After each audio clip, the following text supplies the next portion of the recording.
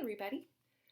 Today I am going to be making some applesauce because I got a lot of apples and have not been eating them fast enough. And so one of my favorite things to do when that happens is to make some homemade applesauce. So let's see, over here I have my apples. I've already gone ahead and washed them with water and some apple cider vinegar. And I'm going to keep the peels on because I really like peel in my applesauce. But if you don't like the peel, you can always peel them. Or, if you're concerned about anything that might still be on the surface of the apple, you can also obviously peel it too. It's still really good without the peel. It's kind of just a matter of personal preference. All right, so here goes. I'm going to start by chopping up some apples. See if I can get it to where you can see what I'm doing. Some of them do have some little bad spots on them. Gonna get those off. And, I don't think you have to cut them up really, really small because we are just gonna cook this on the stove for a really long time, and it's all gonna kind of turn into mush anyway. But I'll kind of show you what I usually do in terms of size. Let's see, that was a little bit too much. So normally I would kind of take, maybe cut it into about 8 slices, and then I don't know, cut them into pieces that size-ish, something along those lines. It's really not an exact science at all. I'll cut a few more of these, and then I'll jump ahead for you guys so that you're not stuck here watching the boring part for too long. I think if you're trying to do this with your child, obviously there are, you need to take some precautions. It might be if you think that you should be the one to do the chopping part, then, you can get them to help you wash the apples off for sure. If they're old enough and you want them to help, if you decide to peel them, you want them to help with the peeling part, that can be good. And then, there's a lot of spices that we're going to throw in there, and some kind of like stirring, and eventually a little bit of smashing to do later, which, as long as things have, cooled off enough and everything like that, it should be safe to get some help from your young one. All right, so I feel like you guys probably, kind of get the drift of this part. So yeah, we'll jump ahead. I'm back.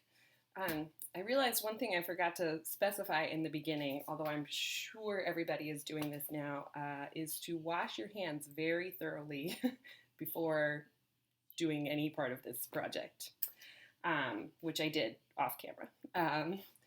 So now we're going to move on to the spices, which is my favorite part.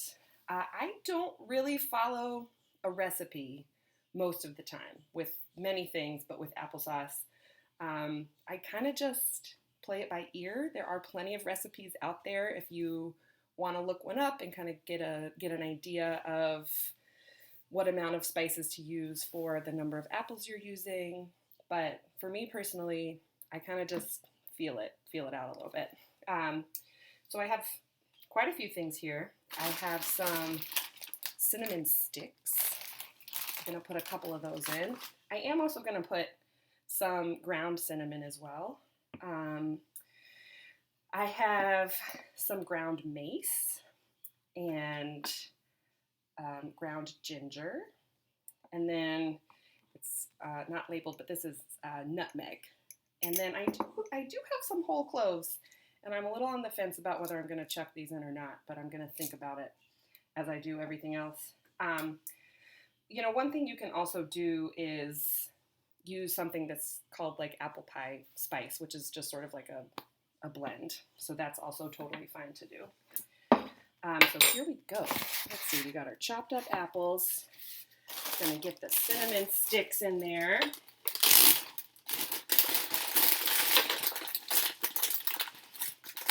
Maybe just one. Maybe one big cinnamon stick. I'm gonna throw some ground cinnamon in as well. Yeah, you know, I don't know how well you all can see that, but you know, just kind of put in what you think is right. Chucking in some ground mace. I don't have very much of that left, so there won't be a whole lot of that in there, but that's okay. I love putting in some ginger. I feel like it just gives it a nice little kick. And then I'm going to get the nutmeg here. All right, and I think I am going to leave out the cloves. Perhaps I got too much nutmeg on my spoon. Oh, and then the one thing I forgot to get is I do usually put a little bit of brown sugar in my applesauce. That is completely up to you. Most varieties of apples are going to be sweet enough that it's not really necessary, especially if you're, you know, trying to go for something that's not got sugar in it. But I'm gonna put just a little bit in because that's the way I grew up making it. All right, so I'm gonna go put the brown sugar in and then get these on the stove. Over here at the stove now, I'm gonna show you guys. Ta-da! There we go. Got a little brown sugar on top. And now I'm just gonna mix it up. You can put a little bit of water in there just to sort of make sure that things don't stick. You know, you want to make sure that you don't put too much because it can get, you know, you don't want it to get too soupy. If it does get too soupy, you can take the lid off and sort of let it cook, let some of the water cook out later on too, which is fine. So I will be putting this on medium heat. Like I said, putting a little bit of water in there and then chucking this bad boy on top. And I usually kind of let it, you know, get to a place where it's simmering nicely. And I don't know, you can let it simmer for 30 minutes, 45 minutes. sort of just depends on what it looks like and kind of how long it takes the apples to get really soft. Okay, I'm back. It's actually been more like 25, 30 minutes that I was letting the apples simmer on the stove. So depending on how many you have, probably 45 would be too long. But yeah, like maybe roughly 30 minutes. So what I have done is I've used this potato masher. I've gone ahead and turned off the stove. Things are still pretty hot. You know, if you are trying to do this with your child, you might want to let them cool off a little bit more just to be safe. You can obviously move the pot off of the stove if you want. But yeah, I've taken this potato masher and just kind of smushed it all up. It smells amazing. I'm very excited.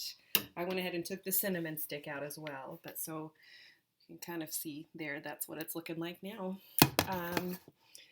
So there you go. That was me making applesauce. I am going to make some pancakes for dinner. We're going to have breakfast for dinner, my husband and I, and I'm going to put some applesauce on my pancakes because that's one of my favorite ways to eat it. All right, I hope you all enjoyed this video and hope everybody is staying safe, staying healthy, yeah, and take care. Thanks. Bye.